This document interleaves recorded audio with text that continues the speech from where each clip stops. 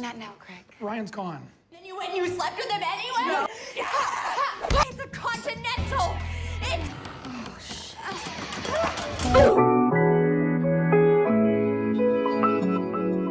Halo para manusia genjrot, selamat datang kembali di Storyline Recap. Di video kali ini, gue akan membahas sebuah film yang cukup menarik dan menghibur lagi nih. Film ini berjudul The Layover yang dirilis pada tahun 2017. Dibintangi oleh salah satu aktris favorit saya, yaitu Alexandra Daddario sebagai Kate dan Kate Upton sebagai Meg. Film ini mengisahkan kepada dua orang sahabat karib yang mencintai satu pria yang sama. Hingga akhirnya mereka berkompetisi atau dulu-duluan siapa yang bisa genjot si pria itu. Ya biasa banget tuh genjotnya, anjing, jangan ngegas atuh. Oke, daripada lama-lama kita ngebacrek, mending kita langsung skuy aja ke alur ceritanya cuy.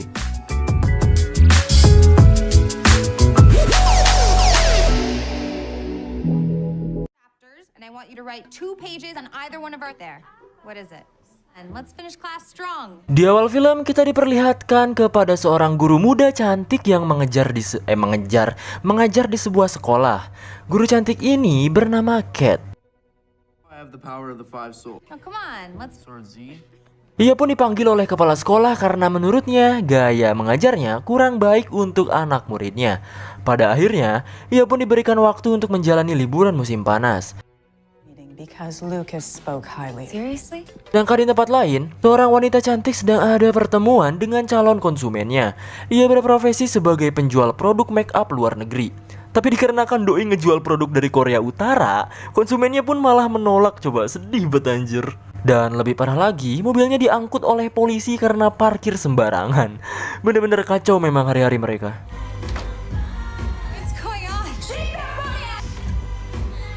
Dikarenakan stres dan rariet, Meg akhirnya memesan jasa gigolo untuk memanjakan sorabi hanetnya. Kate dan Meg sebenarnya dua orang sahabat yang tinggal satu rumah. Mereka benar-benar sahabatan sejak kecil cuy. Meg juga bercerita mengenai penjualannya yang gagal. Begitu juga dengan Kate. Ia bercerita mengenai dirinya yang diprotes karena cara pembelajarannya yang kurang baik. Bald as fuck? What? She's... That haircut too. Malam harinya, Kate dan Meg seperti biasa nonton acara favoritnya. Mereka berdua ternyata menyukai seorang pria yang six pack dan memiliki profesi pemadam kebakaran. Mereka benar-benar jatuh hati sama orang yang seperti itu. Bahkan katanya bikin rahim mereka anget gitu kan. Bijiku anget mas, anjir. Pada akhirnya, Kate memilih untuk menghabiskan waktunya dengan tidur. Tapi saat lagi enak-enak tidur, si Meg ini malah langsung bangunin Kate subuh banget dan ngedadak buat pergi liburan ke Florida. Saking ngedadaknya, Meg udah pesenin jadwal penerbangan 3 jam yang akan datang. Dan otomatis, mereka langsung buru-buru dong. Setelah sampai di bandara, ternyata banyak sekali orang mengantri yang membuat mereka akan terlambat. Jadinya, si Meg menggunakan trik untuk merayu menggombal si penjaga loket. Saat ia berpura-pura menjadi anggota first class, ia pun malah menunjukkan cangcut dan BH-nya coba.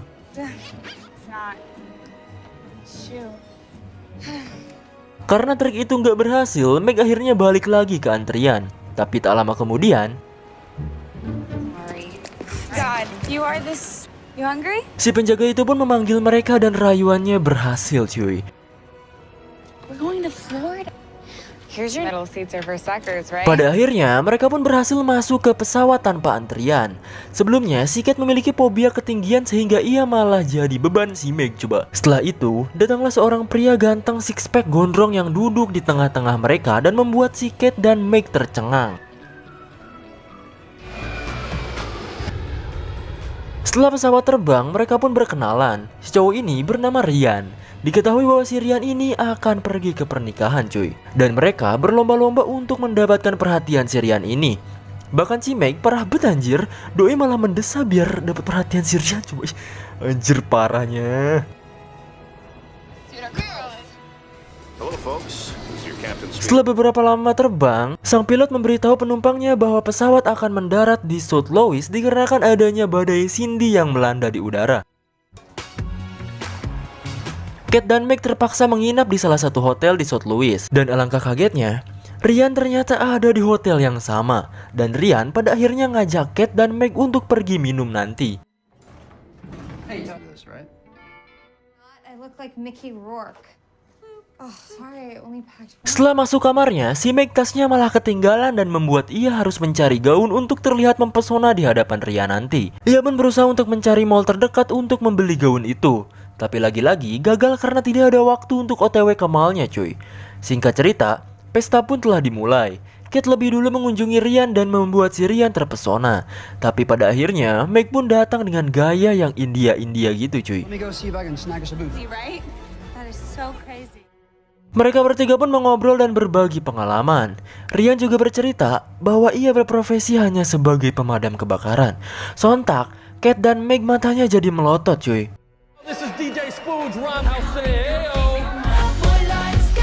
Pada akhirnya mereka pun berdansa, berpesta joget-jogetan. Tapi saat Meg menari dengan semangat, kutang si Meg malah copot dan itunya embui-embuyan coba anjir parah. Bahkan bangkainya ada salah satu bapak-bapak yang sempet anjir foto coba. Parah anjir sempet gitu.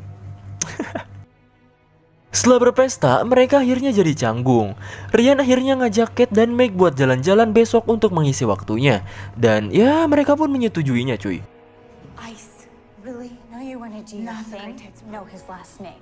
Tapi setelah itu mereka malah agak sedikit adu mulut dikarenakan mereka berdua sama-sama ingin memiliki si Rian. This time. Be cool with it. Yeah, totally. I'm cool. Those art museums.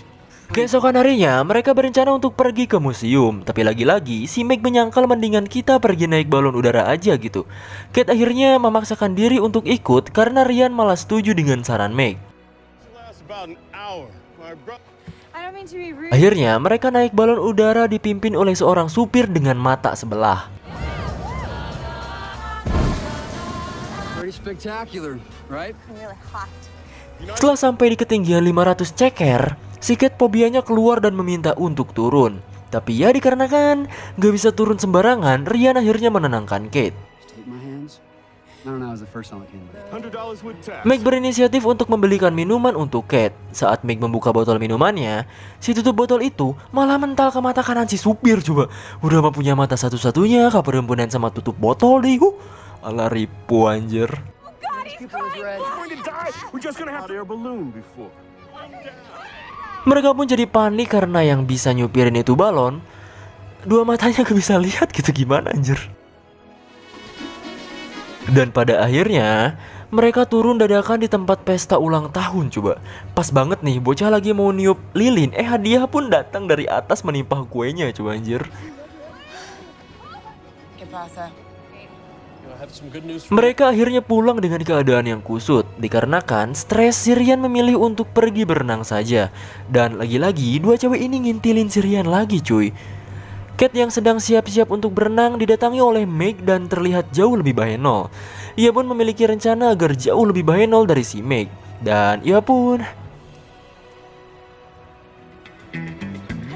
Meg yang sudah stay di kolam renang memanggil Rian, tapi salah satu orang yang lagi nyantai pun datang dan menyapanya. First think that you're not hot enough because Malu anjing kalau kata gua mah ya, salah ini.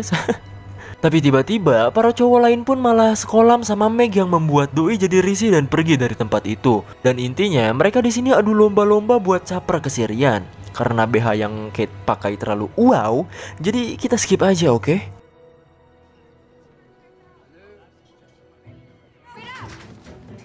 Singkat cerita, mereka berdua menemui Rian yang mau pergi lebih duluan. Dikarenakan ia akan terlambat untuk acara pernikahannya. Ia akan pergi dengan temannya bernama Craig. Our flight's gonna be back on any... What fort? Karena gak mau ketinggalan, Meg dan Kate akhirnya malah ikut mereka. Okay.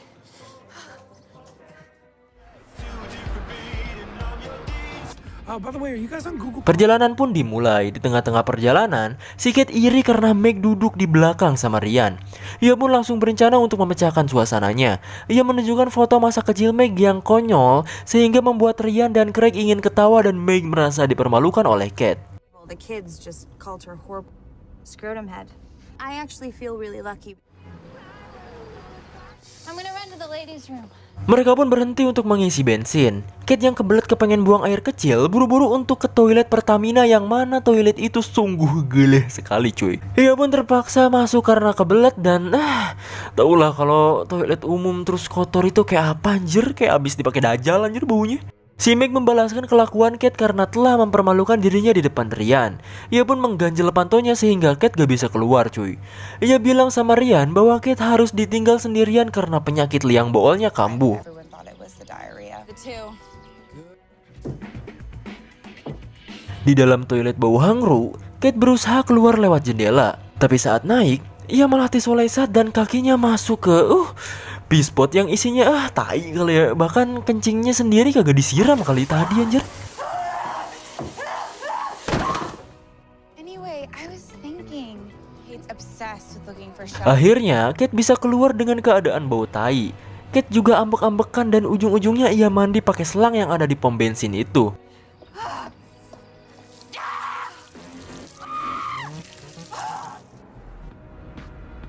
Saat perjalanan kembali dimulai, Kate meminta lehernya dipijit sama Ryan. Meg di sini lagi-lagi cemburu dan memasukkan beberapa obat supaya teler ke minuman untuk si Kate. Wanna sip? Karena mereka gak mau, Craig akhirnya meminum minumannya dan membuat si Meg kaget dan was-was, bahkan ia meminta untuk tukeran nyupir mobilnya itu cuy. Road like 6, 7. Ketika hari mulai larut dan penumpang sudah mulai tidur, Craig malah ikut-ikutan tidur karena pengaruh minumannya, sehingga mobilnya menabrak pembatas jalan. Mereka pun memutuskan untuk menginap di hotel. Kate tahu perbuatan Meg dan mereka akhirnya diam-diaman. Tapi beberapa lama kemudian mereka pun serasa saling mengalah walaupun kecewa satu sama lain. Singkat cerita, Kate sedang membeli minuman, tapi tiba-tiba datanglah Ryan yang malah ngajak enak-enak tiba-tiba di tempat itu juga cuy. Setelah puas, si Kate merasa berhasil karena ia bisa menggenjot si Ryan lebih dulu. Hey, mind if I join you? We have to. Right? He's cute. Keesokannya, Meg menemui Kate yang sedang sarapan. Ia mulai sadar bahwa yang mereka berdua lakukan salah. Meg juga bilang untuk berhenti mengejar Ryan walaupun ia pemadam kebakaran, six packs dan punya otong yang bengkok. Ia keceplosan kalau dia bilang otong bengkok. Kate langsung ngeh kalau pas ia genjot sama Ryan, otongnya emang bengkok gitu anjir. Jadi intinya gini, di sini Kate sadar kalau si Meg sebenarnya cuma pura-pura buat sadar diri. Tapi sebenarnya Meg udah pernah digenjot si Ryan. Begitu juga dengan Kate yang melakukan sebaliknya. Jadi intinya mereka sama-sama sudah digenjot si Ryan dan mengakibatkan mereka jadi ribut karena saling mengkhianati gitu. Pusing aing anjir urusan sama Pak Boy tukang genjot mas. Parah. Mereka pun akhirnya diinterogasi oleh polisi setempat. Diketahui bahwa mobil Craig ternyata dipinjam dadakan oleh Ryan untuk buru-buru pergi ke acara pernikahannya. Kate dan Meg pun mulai sadar bahwa mereka dimanfaatkan oleh Ryan, dan mereka pun OTW untuk nyusul si Ryan ini. Saat sampai, ia pun masuk ke ruangan pernikahan dan bilang sama pengantin istrinya bahwa mereka berdua telah digenjot oleh calon suaminya semalam. Dengan penuh emosi, si calon istri itu pun membuka pintu dan melemparkan bunganya. Ternyata itu bukan pernikahan si Ryan anjir. Mereka pun mencari ruangan si Ryan itu dan berhasil menemuinya. Ryan pun menahan emosi dua cewek itu dan berusaha meluruskan untuk tidak merusak acara pernikahannya. Dia pun menjelaskan kalau yang salah adalah Kate dan Meg sendiri. Mereka yang terus-terusan ngikutin sejak awal gitu kan. Karena calon istri si Ryan datang, obrolan pun dipotong dan mereka pun ditinggalkan oleh si Ryan ini. Ia pun akhirnya mulai sadar bahwa ini semua ya kesalahan mereka sendiri. Mereka nggak nanya dari awal dan yang dipikirin sama mereka ya cuman genjot-genjot kanjut bengkok gitu. Singkat cerita, Meg bilang sama Kate untuk berpisah sampai di sini saja. Ia akan ngontrak di rumah lain. Mereka pun sangat sedih karena perpisahannya itu. Singkat cerita lagi, di lain rumah, Meg sedang sibuk mau ke rumah Kate. Dan ternyata rumah mereka cuma beda kamar doang coba. Dikira jauh gitu kan. Mereka pun menghabiskan waktunya bersama dan film pun tamat. Ya jadi seperti itulah rangkuman film The Layover. Film ini memang untuk emang genrenya seks komedi ya. Jadi perpaduan antara komedi dan genjrot gitu. Cuman menurutku film ini sangat menarik, dimana film ini relate banget sama kehidupan kita saat kita punya sahabat dekat. Karena ada Papa Tong bilang bahwa level persahabatan kalian akan benar-benar diuji ketika seorang sahabat memiliki rasa suka kepada seseorang yang sama. Bener gak? Nah, semoga kalian semua bisa mendapatkan pelajaran di film kali ini ya. Klik subscribe dan nyalakan notifikasinya. Keep on genjoters and see you next time. Wow, aja.